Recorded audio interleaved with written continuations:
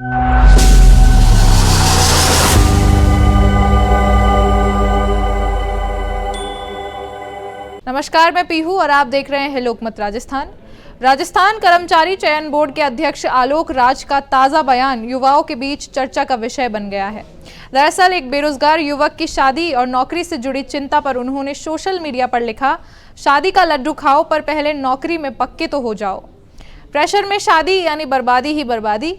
इसके अलावा एक और यूजर को जवाब देते हुए उन्होंने कहा, भोलेनाथ पर आस्था रखो, वही विवाह रचाएंगे। आलोक राज के इन जवाबों को सोशल मीडिया पर जमकर सराहा जा रहा है और बेरोजगार युवाओं के बीच ये बयान उम्मीद और हंसी दोनों लेकर आया है। आइए जानते हैं पूरा मामला। शादी का लड्डू नहीं, पहले नौकरी की मिठाई खिलाओ। आलोक राज की सलाह, नौकरी के बाद ही करें विवाह। राजस्थानी कर्मचारी चयन बोर्ड के अध्यक्ष आलोक राज सोशल मीडिया पर युवाओं से संवाद करने के लिए जाने जाते हैं। वे सिर्फ तकनीकी सवालों के जवाब नहीं देते, बल्कि जिंदगी से जुड़ी सलाह भी सहजता से दे जाते हैं। हाल ही में चेतन नामक एक युवक ने उन्हें टैग करते हुए सवाल किया कि जब कनिष्ठ अनुदेशक के 10 ट्रेड का डॉक्यूमेंट वेरिफिकेशन एक साथ किया जा सकता है तो बाकी 6 ट्रेड का क्यों नहीं। उसने अपनी बेरोजगारी और उस पर बढ़ते शादी के दबाव को लेकर भी बात कही। चेतन ने लिखा, अगर इसी रफ्तार से वेरिफिकेशन हुआ तो ये भर्ती तो 5 साल में पूरी होगी, जिसके चलते हमें बेरोजगारी में ताने सुनने पड़ते हैं और ऊपर से शादी का प्रेशर भी है। इस पर आलोक राज ने जवाब दिया, डॉक्यूमेंट वेरिफिकेशन की प्रक्रिया संबंधित विभाग तय करता है, ताने मारने कहने के पैसे नहीं लगते हैं। शादी का लड्डू खाओ लेकिन पहले नौकरी में पक्के हो जाओ। प्रेशर में शादी यानी बर्बादी, इसलिए शादी में नो जल्दीबाजी। इस मुद्दे पर जनता का रिव्यू जानते हैं कि क्या आलोक राज की टिप्पणी से हमारी जनता सहमत है या नहीं। देखिए, एक इतनी सीनियर बॉडी और उसमें एक सीनियर पद पर बैठे एक पर्सन है, उनसे इस चीज़ में इतने सीरियस टॉपिक पे ये जो मजाकिया अंदाज है ये बिल्कुल भी अप्रिशिएटेड नहीं है, यूथ के द्वारा भी अप्रिशिएटेड नहीं है और मुझे नहीं लगता कि आज के दौर में कोई भी इसको अप्रिशिएट करेगा। क्योंकि आज अगर हम देखें तो इंडिया में आज भी बहुत से युवा ऐसे हैं, और राजस्थान की मैं बात करूं तो बहुत सारे युवा ऐसे हैं जो कि आज भी सरकारी नौकरी की तरफ अपना ध्यान ज़्यादा लगा रहे हैं। वो अपने कई साल सरकारी नौकरी की तैयारी में गुजार देते हैं और उस बीच इतना मजाकिया अंदाज में एक इतने सीनियर पर्सन का बयान आना काफ़ी अपने आप में निंदनीय है। क्योंकि बहुत से बच्चे जो होते हैं वो ज़िंदगी उनकी कई लोग अपनी ज़िंदगी भर तैयारी करते रहते हैं कि शायद हमें वो सरकारी नौकरी मिल जाए और उसके बाद हमारे जीवन में खुशियाँ आएँ, हमारा जो घर परिवार है वो एक खुशहाली की ज़िंदगी जिए। और उस बीच में उन्होंने इस पूरे ही मामले को शादी की तरफ धकेल दिया। मतलब आपसे यहाँ पर एक सीरियस आंसर की उम्मीद की जा रही थी कि आप बताएंगे कब रिजल्ट आएगा, कब उन बहुत सारी उम्मीदों पर जो है उनका निर्णय मिलेगा, उन्हें एक परिणाम दिया जाएगा। उसकी जगह आपने इस पूरे एंगल में एक मजाकिया अंदाज ला दिया। ये काफ़ी निंदनीय है अपने आप में। बहुत से युवा जो हैं वो वाकई में उन्हें प्रश्न करना चाहिए और ऐसी चीज़ों के लिए युवाओं को ही थोड़ा और आगे आना चाहिए। उन्हें अपनी आवाज़ उठानी चाहिए कि कब तक युवा आखिरकार सरकारी नौकरी की तलाश में अपने आप को एक अंधी दौड़ में भगते रहेंगे जिसका कोई अंत नहीं है। बिल्कुल मैं यही कहना चाहूँगी, ये काफ़ी निंदनीय है। भोलेनाथ तय करेंगे शादी की तारीख, आलोक। बेरोजगारी और शादी का प्रेशर, अध्यक्ष ने दी खुली राय। उनका यह बयान सोशल मीडिया पर वायरल हो गया। कई युवाओं ने इसे जमीन से जुड़ा और हकीकत से भरा हुआ बताया तो कुछ ने इसे मजेदार और प्रेरणादायक कहा। एक अन्य यूजर शंकर ने पशु परिचर भर्ती में नॉर्मलाइजेशन को लेकर गुस्सा जाहिर किया और कहा, आपने नॉर्मलाइजेशन करके मेरी शादी के रास्ते बंद कर दिए हैं। इस पर आलोक राज ने बेहद सधी हुई बात लिखी कि भोलेनाथ पर आस्था रखो, वो विवाह रचाएंगे। इस तरह के जवाब न सिर्फ युवाओं के मन की बातों को उजागर करते हैं बल्कि प्रशासन और जनमानस के बीच भरोसे का रिश्ता भी कायम करते हैं। जहां एक और बेरोजगार युवा चयन बोर्ड की धीमी प्रक्रिया से परेशान है, वहीं आलोक राज ने यह साबित किया कि अधिकारी भी सुन रहे हैं और जवाब भी दे रहे हैं। और क्या अधिकारियों को इस तरह सोशल मीडिया पर युवाओं से संवाद करना चाहिए? इस पर युवाओं का क्या मत है, आइए जानते हैं। ये मतलब बिल्कुल सही है, जो भी चीज़ें सोशल मीडिया पे होती है वो होनी चाहिए मतलब हमेशा, क्योंकि हम सबको पता है कि सोशल मीडिया में बहुत पावर है और इससे ये भी होता है कि हमारी जो आवाज़ है वो जो बड़े नेता हैं उन तक पहुंचती है। हालांकि ये बात अलग है कि उसका चाहे कोई सल्यूशन ना मिले बट एटलीस्ट हमारी बात उन तक पहुँचे और हम एक्सपेक्ट ये करते हैं कि अगर वो हमको सुन रहे हैं या वो हमको तो वो एटलीस्ट उस चीज़ को ओवरशैडो ना करे, हमारी बात को ना दबाएं और हमें किसी भ्रम में ना रखें, और जो भी है हमें सही से बताएं, कि ना कि हमारी ये चीज़ों को नेगलेक्ट करके और हमारी बात को बार बार टाला ना जाए। जो भी हो हमको फेयर एंड क्लियर होना चाहिए, क्योंकि जो बच्चे सच में मेहनत करते हैं तो उन लोगों के लिए ये बहुत अनफेयर चीज़ होगी।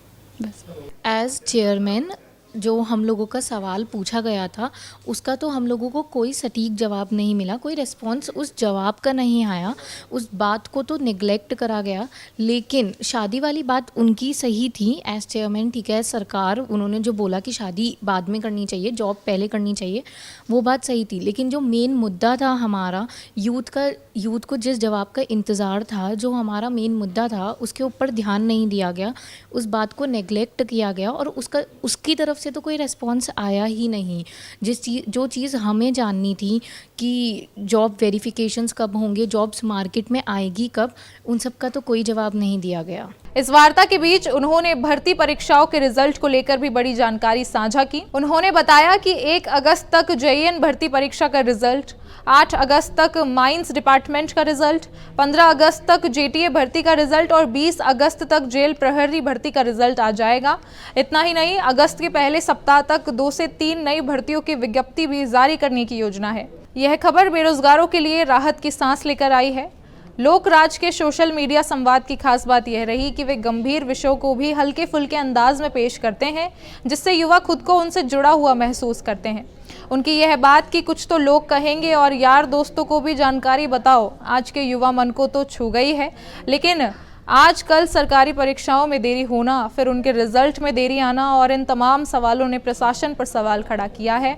आइए इसके बारे में अनुभवी पत्रकार से वार्ता करते हैं और जानते हैं। मेरी राय यही है कि एक एज ए आरपीएससी चेयरमैन जो युवाओं का सवाल है, लगातार राजस्थान में देखा जाए कि पिछले कुछ रिकॉर्ड देखें अपन तो राजस्थान में पेपर लीक जैसे बहुत सारी घटनाएं हुई, आरपीएससी पे काफ़ी सवाल उठे, आरपीएससी के चेयरमैन भी बदले गए। लगातार ये रहा कि नया आरपीएससी चेयरमैन आएगा तो उससे कुछ ना कुछ उम्मीदें बंधेगी और नया आरपीएससी चेयरमैन कुछ ना कुछ ऐसे बदलाव और नियम जारी करेगा जिससे कहीं ना कहीं युवाओं को फ़ायदा मिले और जल्द से जल्द जो वैकेंसीज होती है और जो रिज़ल्ट होते हैं उनको हर समय सीमा तय की जाए। साथ ही एक कैलेंडर निकाला जाए जो वैकेंसीज आती है, इसके अलावा रिजल्ट का भी कैलेंडर निकाला जाए। हालांकि अभी भजनलाल सरकार ने ऐसा नियम निकाला है और कैलेंडर में निकाला है कि जो वैकेंसीज आएगी वो एज ए जिस डेट पे होनी, जिस महीने में होनी है, वो कैलेंडर जारी किया गया है। लेकिन फ़िलहाल अभी असमंजस की स्थिति बनी हुई है। कुछ वैकेंसीज़ पे अभी भी रोक लगा दी गई है,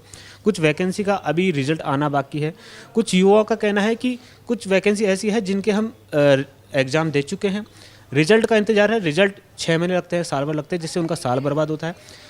उस असमंजस की स्थिति में उनका ये भी रहता है कि वो अगले एग्ज़ाम की तैयारी करेंगे या नहीं करेंगे, वो रिजल्ट कब रहेगा, कैसे रहेगा। तो ऐसे में युवाओं के लिए एक बड़ी असमंजस की स्थिति राजस्थान में बनी हुई है। लगातार आरपीएससी के चेयरमैन बदले जाते हैं। हालांकि कुछ नेता हैं प्रदेश में, वो ये मांग करते हैं कि आरपीएससी को पूरी तरह से भंग किया जाए, क्योंकि आरपीएससी पे पहले भी सवाल उठ चुके हैं। फिलहाल जो पेपर लीक की घटनाएं हुई उनमें कई आरपीएससी के जो लोग हैं उनके भी संलिप्तता पाई गई थी, जिसके बाद में एसओजी ने कार्रवाई भी की है। लेकिन जो हाल ही में आलोक जी जो बता रहे हैं आरपीएससी के चेयरमैन हैं, उन्होंने इस तरह की बात की और शादी के ऊपर ज़्यादा जो उन्होंने विचार अपने रखे हैं और जो युवाओं के तमाम मुद्दे थे उनको डाइवर्ट करके उन्होंने एक पर्टिकुलर जो मुद्दा है शादी का, उस पर उन्होंने फोकस रखा। लेकिन क्या मैं एक ही सवाल पूछना चाहता हूँ, क्या आलोक जी हैं, उन्होंने जो मुद्दा है, जो अहम मुद्दा है प्रदेश में लगातार जो पेपर लीक जैसी घटनाएं हैं, समय पर एग्ज़ाम नहीं होना, समय पर रिजल्ट नहीं आना, उनमें क्या बदलाव होगा? क्या प्रदेश की सरकार कुछ ऐसा करेगी जिससे कहीं ना कहीं आरपीएससी की जो पारदर्शिता है उस पर भी लगातार जो सवाल उठते हैं उन पे कहीं रोक लगे? ये सबसे बड़ा एक प्रमुख अहम मुद्दा मेरे हिसाब से अभी प्रदेश में होना चाहिए, क्योंकि युवाओं की बहुत सारी उम्मीदें हैं। प्रदेश में गहलोत सरकार में जब गहलोत सरकार रही तब काफ़ी पेपर लीक हुए, तमाम उग्र प्रदर्शन भी हुए, तमाम ऐसी घटनाएं हुई जिससे कहीं ना कहीं प्रदेश की जो आरपीएससी है और प्रदेश की जो सरकार है उससे ठप्पा लग गया था कि राजस्थान पेपर लीक में नंबर 1 बन चुका है। लेकिन जब भजनलाल सरकार आई है तो माना जा रहा था कहीं ना कहीं पेपर लीक जैसे अभी तक तो फिलहाल कोई बड़ी घटना सामने नहीं आई है, लेकिन जिस तरीके से आरपीएससी में बदलाव की बातें की गई थी वो अभी कहीं देखने को नहीं मिल रही है। हालांकि कैलेंडर जारी किया गया, लेकिन कैलेंडर जारी होने के बाद भी अभी भी कुछ युवा हैं, कुछ ऐसे एग्ज़ाम हैं उनके रिजल्ट आना बाकी है, तो उस पर कहीं ना कहीं आलोक जी को जवाब देना चाहिए और ये बताना चाहिए कि युवाओं की जो उम्मीदें हैं उस पर कैसे खरा उतरा जाए और कैसे नियम बनाए गए हैं सरकार की ओर से या फिर आरपीएससी की ओर से, उनमें जल्द से जल्द बदलाव किया जाए। राजस्थान कर्मचारी चयन बोर्ड के अध्यक्ष आलोक राज का यह संवाद केवल एक मजाक या टिप्पणी नहीं, बल्कि बेरोजगार युवाओं के लिए एक संदेश है। पहले खुद को स्थापित करो, फिर अपने रिश्तों की नींव मजबूत करो। उन्होंने इस मौके पर युवाओं को न सिर्फ जवाब दिया बल्कि उम्मीद और हौसला भी दिया। कई भर्तियों को लेकर की गई घोषणा से युवाओं को राहत मिलने की उम्मीदें भी हैं। वहीं सोशल मीडिया पर उनकी जुबान की सादगी और सलाह की गंभीरता ने उन्हें एक बार फिर जनता से जोड़ दिया है, जिसको लेकर युवाओं की सोच और मत भी आपने देखे। अब इस पर आपकी क्या प्रतिक्रिया है, हमें ज़रूर बताएं और तमाम खबरों के लिए देखते रहें लोकमत राजस्थान।